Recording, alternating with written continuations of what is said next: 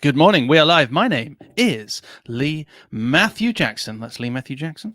And today we are talking about content and is your content attracting the right audience? I want to set the scene for those of you who don't know me and what I've created. I have a podcast. It's been going now for around 5 years. We have hundreds of episodes. We also have a YouTube channel, which again has hundreds of videos. We do a lot of content. And when I started out, I had a very particular idea of a type of audience that I wanted to attract. I wanted to attract agency owners who specialized in design and who had a very particular requirement that I could then upsell, as I had an agency at the time that was positioning myself as a white label developer for that exact type of audience.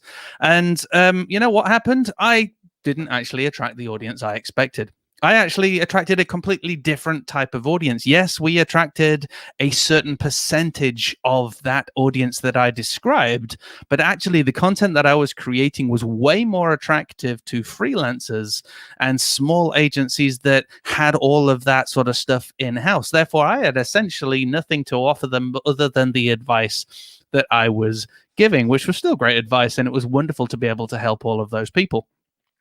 But clearly I was doing something wrong. Clearly I was creating content that was attracting wonderful people, but not the right sort of people. What could I do to change that? And I want to share with you what I learned from that experience and what I did to therefore change the messaging, change the type of content that we were creating, and making sure that we attracted more of the people that I knew I could really help. There's nothing wrong with attracting multiple audience types. There's nothing wrong with those people being able to consume that content, be helped by it, and grow, etc. That's wonderful. And I want to continue to attract all of those different types of people because I know that they are getting value and that they will eventually grow to be the type of audience that I can help even further, i.e. agency owners. So there's nothing wrong with that. But at the same time, I do want to and do need to, for the growth of my own business, to attract those agency owners, those people that I have products and services for that will really help them and help them grow and build their businesses, help them to build a business that they love. There is nothing wrong with me, therefore, as a content creator, as a business owner, wanting that for my target audience, thus wanting to grow my target audience, thus making sure that I put the steps in place to grow and to attract that target audience. So, the biggest lesson I can give you right now is to look at the data sooner. If you are creating blog posts, YouTube content, audio content, whatever that is, take a look at the data. Where is your audience coming from? If you are looking to attract people in a certain area, where are they coming from? Are they coming from the area that you are looking to establish? Look at the communications that you have had. Look at the people that are interacting with your social media, who are sending feedback, who are giving reviews on podcast posts or commenting on the blogs, whatever they are. Look at that data, collate all of that data together so you can start to build an understanding and a picture of your audience, who they are, age demographics, where they are, what they're interested in, what type of business they're into, what size of company they might have, etc. Spend time looking at that data so that you can understand what each and every piece of content does for your audience attractiveness. This is a new word I just made up, but you totally get what I mean. Look at the data sooner. This was what I was not doing. I actually spent about a year and a half, and it was the WP Innovator podcast, and I, without looking at the data, attracted countless thousands of freelancers rather than agency owners. The word WP Innovator, that's the WordPress innovator, was attracting the freelancers who were working on WordPress. The content I was creating was very practical for WordPress freelancers rather than it attracting the agency owners. Agency owners were not necessarily interested in the plugins that they could have for their agency to build their agency websites. They were actually interested in the strategy and the lead generation and all of that important stuff. And they were attracted, therefore, to people who were creating that content. I was inadvertently Next point, making an assumption about what I thought my audience wanted to hear, and therefore I attracted the wrong type of audience. Funnily enough, it didn't matter, because all of those people who were attracted to WP Innovator have continued to be loyal listeners and have grown with me and have understood the development of my message when we switched over to Agency Trailblazer, where we were really sticking our stake in the ground and saying, hey, we are here for you, agency owners, big or small. We are here to support you, to help you grow, to help you build a business that you love. And clearly those freelancers 5 years ago have all developed agencies, and they're all still with us to this day. So, it's not the end of the world, but it does highlight how easy it is to create a platform and to inadvertently attract the wrong audience, thus not get the results that you were expecting, thus giving up on content marketing in general, if that makes sense. Okay, so we've said so far, look at the data. Look at the data sooner. Don't make assumptions. Refine your avatar. You see, I had an idea of an avatar. I had an idea of who it was that was going to listen to my podcast, and that wasn't compelling enough for me to understand the content I needed to create for that avatar. Therefore, WP Innovator attracted freelancers.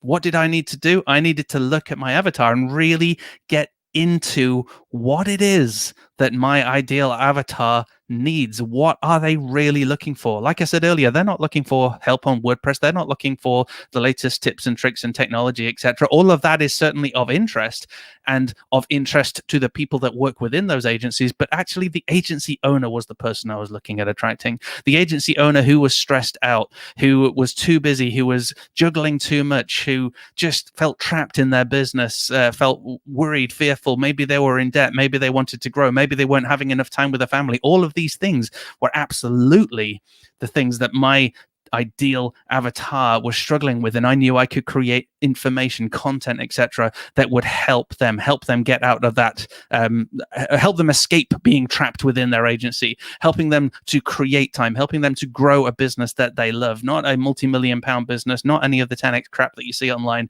just to build an agency that they are proud of on their terms, that they love. This was my target audience. This was the people I needed to go after. Therefore, I needed to be able to create content for those people. By refining my avatar, I started to understand that they were interested in productivity and time management. They were interested in lead generation. They were interested in how to offer services, how to build reoccurring revenue. These were all really important subjects to my target audience. And the moment I switched, the moment I refined my avatar and started understanding who it was that I was serving, who it was that I was creating content for, what their problems were, what their dreams and aspirations were, it became so freaking easy for me to A, change the name of the podcast to Agency Trailblazer, and B, to start creating content and programs and information and education that those people needed. And that was when things started to change. And when things started to change, I had to make sure I did the next point, which is talk to your audience. As I started to attract those agency owners, it was important that I then started to have a dialogue with them. Because remember, earlier on, I said, don't make assumptions. I can still attract my target audience and still then make assumptions about my target audience, which are still wrong. So talk to your audience. I built, therefore, a Facebook community where I started to get to know the people that I was attracting, these agency owners. What is going on in your world? What are your dreams? What are your aspirations? What are you struggling with right now? What do you need help with right now? Because when you attract your ideal audience, when you are canvassing your ideal audience, they are going to give you what you need to continue to grow. To continue to develop more content that will keep those that ideal audience with you and attract others who meet that avatar, who meet the criteria of your target audience. If you've got a group, so for example, I have a group of agencies that consume my information, that act on my information, that see change in their business, and that feed back to me and telling me what their dreams, their aspirations are, what their problems are. Therefore, if that's what they struggle with, if that's what they want to know, when I create content that serves them, it's going to serve other people who are similar to them. They are also going to see that information, that content, and they are going to be attracted to me. So rather than me going down the, hey, here's a really good WordPress plugin that's going to do this, and here's an X, Y, and Z, I'm creating content for the audience that I have and that I'm building because I am talking with them. Next, I would encourage you to test and iterate. Test and iterate. So I switched the name. I started changing the content up. Therefore, I had to look at the data. I need to test and iterate. The only way I can do that is by keeping looking at the data. And now, 5 years in, we look at the data every single week. We look at our podcast. We see how many times it's been downloaded. We see how many people have commented on social media posts. We see how much feedback we've had, how many people have emailed in as a result of it, what the demographics are kind of on a global level with regards to listenership, downloads, etc., time of listens, all of those sorts of things. We keep looking at the data. All of the live streams that I do every single day, 5 days a week, we look at those subjects. What were the most popular subjects? What were the most engaged? Because those are going to be things that we deep dive into if people are excited. If people are excited by this episode, then I am going to double down and start creating more content around this particular subject. So test, iterate, look at the data. Let's do a recap. Number one, when you are creating content, you should be looking at your data sooner.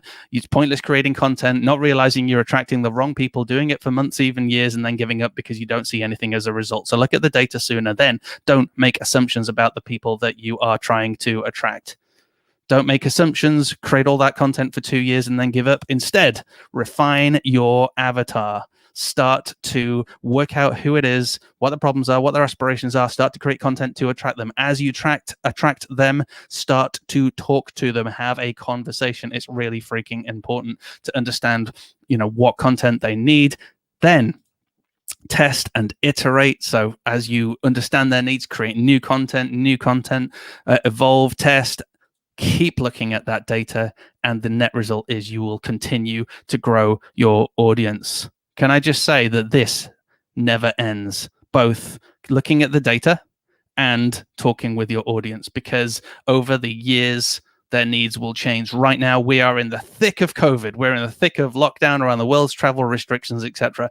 There are issues that my target audience has right now that I need to be able to help them with. I need to address. I need to create content to offer them support. I need to connect them with the right people to help them, because that's what I want to do for my audience. And I want to attract new agencies that may be struggling with what my existing audience are struggling with as a result of these times. So like I said, talk to your audience. It's always a conversation. Learn from your audience and then keep testing and iterating both your content and your understanding of your ideal audience, your ideal avatar, and keep testing and iterating the products and services that you have to offer. That has been a preach from Mr. Lee Jackson. We have a couple of comments in, including another new shirt. Lee, yes, I am showing the world that I own more than one t-shirt.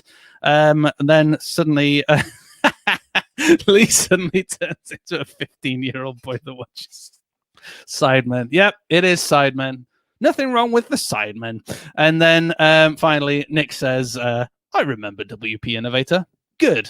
I do too. And I missed the opening tune, was pretty awesome. It was like, hi, and welcome to the WP Innovator podcast. And I can't remember what else I said, but it was a pretty cool opening.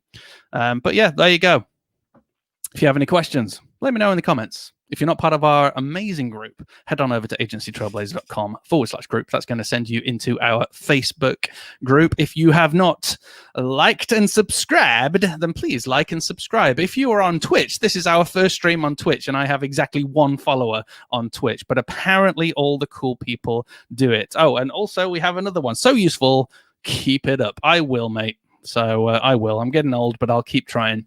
Right, folks, that's it.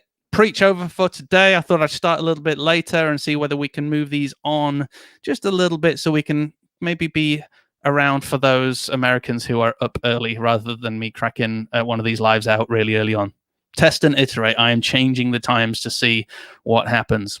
Have a wonderful day. You're all freaking awesome. If you got this far, make sure you type in the word replay. You can even type the word in live if you want to. If you're watching me live, and then I know that you're really cool because you were watching live with me. I'm expecting all these words live to come in. Thank you. Have a wonderful day. If you can't be good, please, please, please, please be careful.